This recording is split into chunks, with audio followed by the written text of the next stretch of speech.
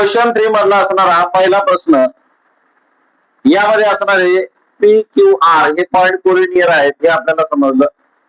आता second example आपण बघूया. सेकंड एक्झाम्पल मधले असणारे इथे तुम्हाला कुठले पॉइंट दिसत आहेत, तर इथे तुम्हाला दिसत आहेत RST है ना. 3 पॉइंट कुठले दिसत आहेत, RST. हे RST हे 3 पॉइंट कोलिनियर आहेत का हे आपण बघूया.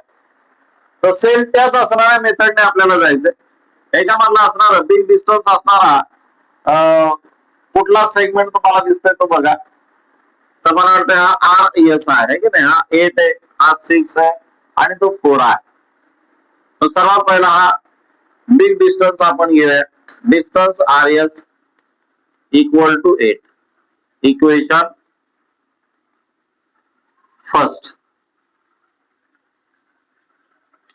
Also remaining distance, sum of the remaining distance S comma T plus distance R comma T equal to, आता S comma T याचा डिस्टन्स किती आहे, तर 6 आणि R comma T याचा डिस्टन्स आहे 4.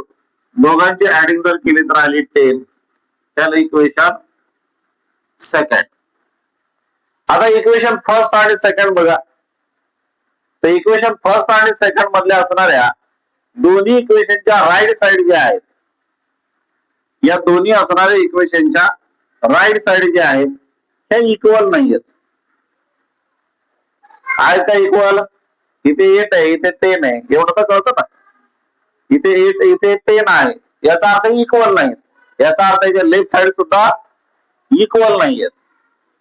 Therefore, from equation first and second, distance R comma S is equal to not. Equal असेल तर इक्वल टू साइन आहे, इथे इक्वल टू साइन आलं होतं, पण इथे इक्वल नाहीयेत का, त्याच्या राईट साइड सेम नाहीयेत, म्हणून लेफ्ट साइड सुद्धा सेम नाहीत, म्हणून हे चिन्ह घ्यायचं. Distance R comma S is equal to not distance S comma T plus distance R comma T. आता सेम नाहीत याचा अर्थ पॉइंट कोलिनियरच नाहीत, म्हणजे एका रेषेतले नाहीयेत. मग काय म्हणायचं, therefore points R comma S comma T are non collinear. आणि मग पुढे स्ट्रक्चर वगैरे काढण्याची आवश्यकता नाही, एवढंच याचा आन्सर झाला. समजलं? जर कोलिनियर असेल तर त्या प्रकारे सोडवायचं, नॉन कोलिनियर असेल तर इथपर्यंत सोडवायचं. तर हे दोन्ही क्वेश्चन एकाच वेळेला परीक्षेला येणार नाहीत. एक तर ते येईल किंवा हे येईल, किंवा त्या प्रकारचं येईल किंवा या प्रकारचं येईल. तर या प्रकारे जर आलं तर असं सोडवायचं, त्या प्रकारे जर आलं तर तसं सोडवायचं. Okay, thank you.